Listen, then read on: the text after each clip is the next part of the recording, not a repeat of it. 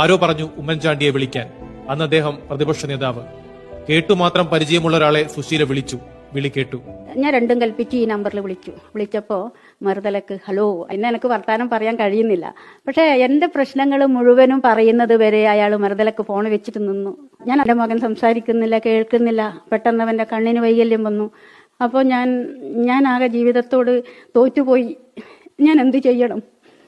അതിനുത്തരം അദ്ദേഹം പറഞ്ഞു, ആ കുട്ടി രക്ഷപ്പെടട്ടെ, അവന് കേൾക്കാൻ കഴിയല്ലോ, എത്ര പൈസ ആയാലും അത് ഞാൻ ഇവിടെ എത്തിച്ചു തരുന്നു. അവിടെ അപ്പം തന്നെ എന്നെ വിളിച്ച് ഫോൺ വെച്ചപ്പോൾ തന്നെ അവർ മിംസിൽ വിളിച്ചു പറഞ്ഞു. അപ്പോൾ മിംസിൽ നിന്നാണ് എന്നെ പിന്നെ വിളിക്കുന്നത്. നിങ്ങളെ പണമൊക്കെ റെഡി ആയിട്ടുണ്ട്, ഡേറ്റ് നമുക്ക് ഫിക്സ് ചെയ്യാം, ഉടനെ ഓപ്പറേഷൻ നടത്തണമെന്ന്. ഓപ്പറേഷൻ കഴിഞ്ഞ അന്ന് തന്നെ അമേരിക്കയിൽ നിന്ന് ഉമ്മൻചാണ്ടിയുടെ വിളിയെത്തി. ഒരു മാസം കഴിഞ്ഞ് സുജിത്തിന് കേൾവിശക്തി കിട്ടി. ആദ്യമായി ഫോണിലൂടെ അവൻ കേൾക്കേണ്ടത് ആരുടെ ശബ്ദമെന്ന് അമ്മയ്ക്ക് സംശയമുണ്ടായില്ല. ഇവൻ ആദ്യത്തെ ശബ്ദം അദ്ദേഹത്തിന്റെ കേട്ടത് ഹലോ. അദ്ദേഹം ഇങ്ങോട്ട് ഹലോ, അയാൾ ഹലോ എന്ന് പറയുമ്പോൾ അതിന് മറുപടി ഇവൻ ഹലോ എന്ന് പറഞ്ഞു. അത് ജീവിതത്തിൽ ഒരിക്കലും മറക്കാൻ പറ്റൂല. ആരെന്നോ എന്തെന്നോ ഉമ്മൻചാണ്ടി തിരഞ്ഞില്ല. ആവലാതിയുടെ അടിവേര് തേടിയില്ല. നിങ്ങൾ എവിടെയാണെന്നോ, നിങ്ങളെ രാഷ്ട്രീയം എന്താണെന്നോ, നിങ്ങളെ കുലം എന്താണെന്നോ, നിങ്ങളെ ജാതി എന്താണെന്നോ, മതം എന്താണെന്നോ അദ്ദേഹം ചോദിച്ചില്ല.